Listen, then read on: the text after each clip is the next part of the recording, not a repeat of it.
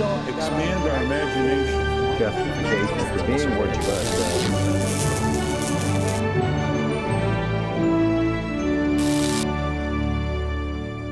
Welcome to Washington Unplugged. I'm John Dickerson. Bit by bit, the pieces are coming together to tell the story behind that failed car bombing attempt in New York's Times Square. A video shows a man changing his clothes near the rigged Nissan Pathfinder, and the car's owner has been found. CBS News Bob Orr has been on the case since Saturday and joins me with the latest. What is the latest, Bob? That's a good question, John. This is a very, very difficult investigation. Police, they have some evidence, they have some forensics from the car, they have some surveillance tapes you talked about, but they really don't have that smoking gun or that eureka piece that will allow them to say how many people did it, who did it, is it domestic, is it international. Let's start with the surveillance picture. We've seen this picture of this guy changing his shirt in Schubert Alley. Yesterday, investigators were pretty excited because this was a guy near the scene at the time the car was seen smoking, and he was acting somewhat suspiciously. Now, with the benefit of looking at a number of other surveillance tapes, they're not so sure this guy was acting so strangely. So they don't know if he's involved, but they're tending to think he may not be involved. On the other side of the coin, there's a new tape that they've gotten from a tourist in Pennsylvania who was in Times Square on Saturday night, and this apparently was taken right at the time that the event unfolded. So there's some hope that maybe we'll see somebody around the car who is a person of interest.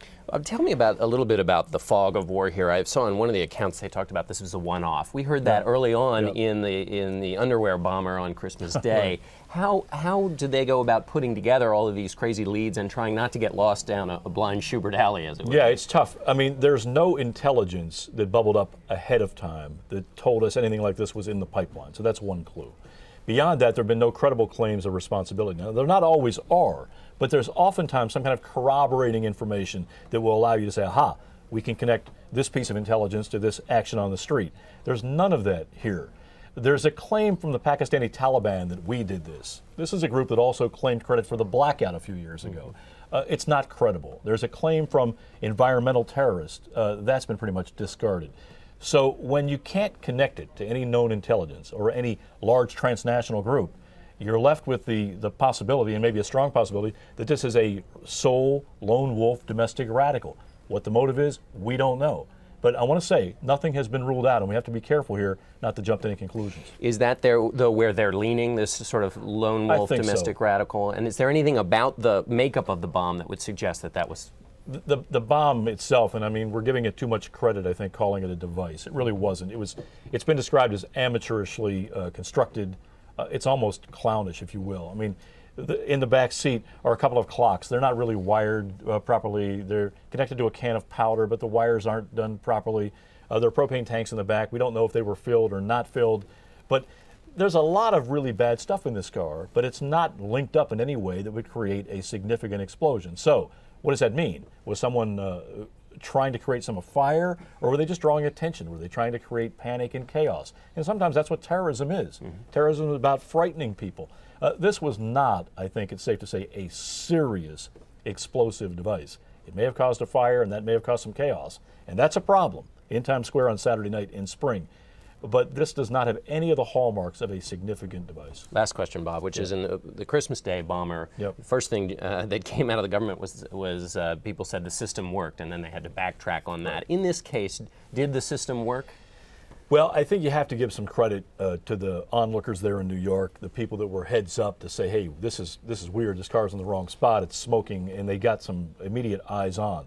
Did the system work? I don't know that there is a system that can catch a one-off, weird attempt by somebody who has their own agenda. That's very, very tough. There's no system or layers that you can put in place that stop all of those. I think the coordination we've seen between the public and the NYPD and the FBI has been pretty impressive. And I will tell you this, quickly that night, on Saturday night, after they found this car, they searched every square mile of Manhattan, 76 precincts, looking for other vehicles, looking for other potential problems, and they were able to say with pretty much certainty after a few hours that the rest of the city was clean. All right, Bob Orr, all over this for us. Thanks very much, Bob. Now we switch to an explosive debate over immigration reform, from new legislation in Arizona to possible congressional action to protests over the weekend. The topic is back in the spotlight. We're going to sift through some of the complexities with Clarissa Martinez with the National Council of La Raza and Dan Stein with the Federation for American Immigration Reform. Dan, well, to both of you this question, but I'll start with you, Dan, which is Tell us the most important part of this debate now. We have what's happening in Arizona. We have talk of an immigration bill here in Washington. What should our viewers be focused on? It's a good question, but I think the focus needs to be on an emerging national debate about interior immigration law enforcement. Fundamentally, the disagreement at the federal level that a lot of Americans have with the priorities of the administration and the disagreements that seem to be going on among those who oppose the Arizona law is essentially over whether we're going to enforce immigration law in the interior and how it's going to be done. Is there going to be, as we believe, a full federal-state partnership whereby the federal government does its job working with the states, and the states consistently with federal law while protecting civil rights also ensure that people in the state are here legally in compliance with, of course, the federal government procedures. The effort in Congress to push what many of us believe is an amnesty bill overlooks what we feel are the fundamental structural needs for reform. And Arizona is trying to respond to the absence of those Your view, Clarissa, where is this debate and what should people be focused on? I think that the developments, particularly over the last couple of weeks, have really brought to the national consciousness the state of crisis that our immigration system is in, and that there is a legitimate concern among all Americans that it needs to be fixed. I don't think we have seen the level of leadership needed from the White House to address this problem. And I frankly think that it's very clear to everybody that Republicans are going to have to step up and step in to work with Democrats to solve this problem. The solution, and I think that's what Arizona clearly shows, is that we need a comprehensive federal solution that deals with the factors that are feeding illegality. We have a legal system that's not working, which means that people then go around it rather than through it, through legal channels. And I think that last week on Thursday, the Democrats put together a very credible, strong platform that has many of the ideas that Republicans have been talking about, but creates this layer effect where we're going to be strengthening the border, strengthening workforce enforcement, so we shut down the jobs magnet. But at the same time, we can't ignore, if we really want to restore the rule of law, that there are people living and contributing, and we need a system that requires them to come forward, pay taxes, and levels the playing field. So you're both talking about a national approach to this. I want to ask you, Dan, about the Arizona law. Is that something that should be overwhelmed by a national piece of legislation? Is it a model to be built on?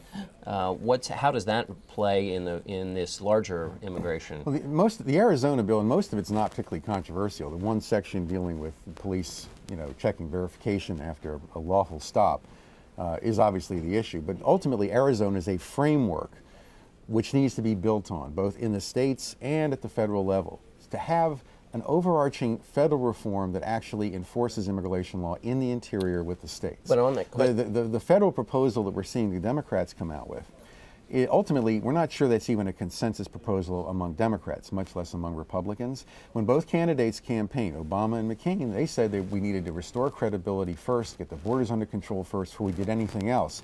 There seems to be a departure from that promise during the campaign to now to push a bill at the federal level which would create amnesty for people here illegally without really reforming the laws that we think needs to be done. Let me ask you a question about that Arizona bill. You said, well, there's not much of it's controversial, but you're talking about law enforcement. At the point of contact on law enforcement is where it is quite controversial. And, that's right. And it's it may be warping the debate, but it's controlling the debate. And so what's your view just on the question that people are being considered suspects based on simply the color of their skin? Well, we at FAIR are as concerned as anyone else to ensure that there's no racial profiling done at the state level in any context. It's very important that there be civil rights protections built in, and we think this bill, particularly now that it's been even amended further, does that. But I think it would be important for everyone to calm down for a little while. Let's see how the law is actually going to be implemented before everybody goes berserk.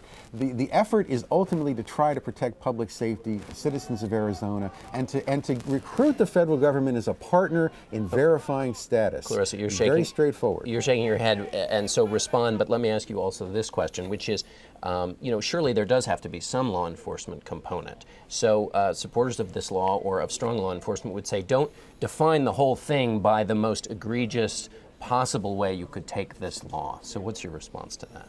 That piece is what the law is about. And I think that one of the interesting things is that when you hear law enforcement, you see that they're deeply divided on this issue. And actually, there's been a lot of the sheriffs and jurisdictions along the border who are saying, look, our crime rate's it has gone down over the last decade. We know that there are problems. But if you have a law where you're asking law enforcement to, under reasonable suspicion, stop people for whatever that is, the governor couldn't define it, the law doesn't define it, as opposed to for their criminal behavior, then you're dispersing law enforcement resources. And I think that is one of the reasons that there's this division among law enforcement about the outsourcing of federal immigration enforcement in their hands rather than focus on criminal activity, which is what people in Arizona are really and deeply concerned about. As a final question to both of you, I want you to play political prognosticator a little bit here, because this larger debate about immigration is taking place in the context of a political year. The president himself has said he's not sure lawmakers have an appetite for it. And so I want to ask you first, Dan, what is your sense of whether anything's actually going to happen on this issue? And if anything isn't going to happen, where does the pressure come from? Well, nothing's going to happen at the federal level because there isn't a consensus on a variety of the core structural issues that need reform. What's the purpose of immigration law?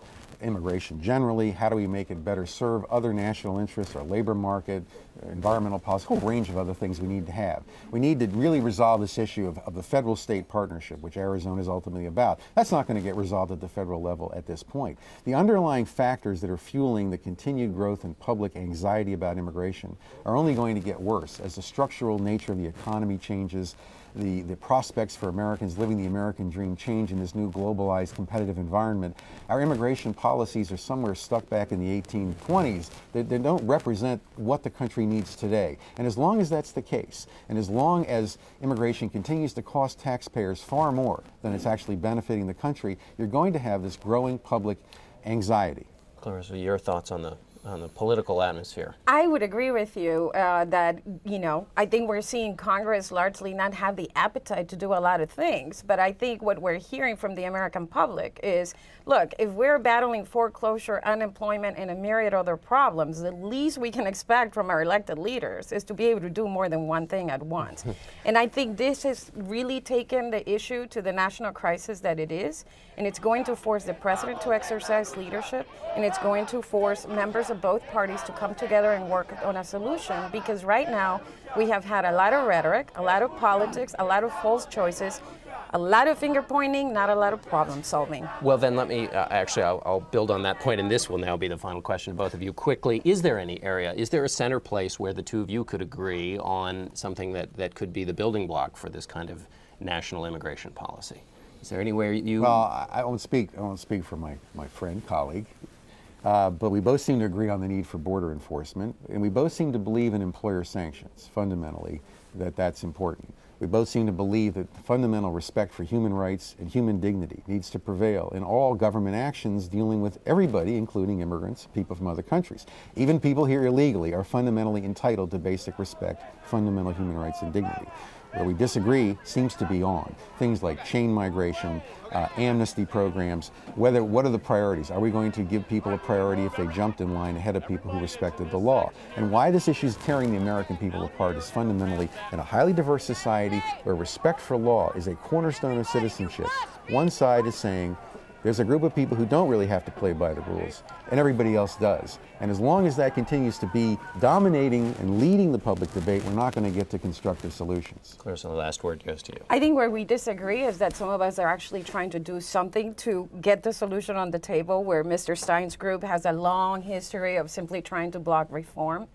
And I think that the American public is saying, this is the time. We need a legal system that works so we can reduce illegality, and we need border solutions, and we need employment solutions. We need to level the playing field so that we don't have unscrupulous employers pitting U.S. workers against vulnerable immigrant workers. But some of us are actually actively working on delivering a solution and getting Congress and the White House to do so, and some others are unfortunately just blocking it.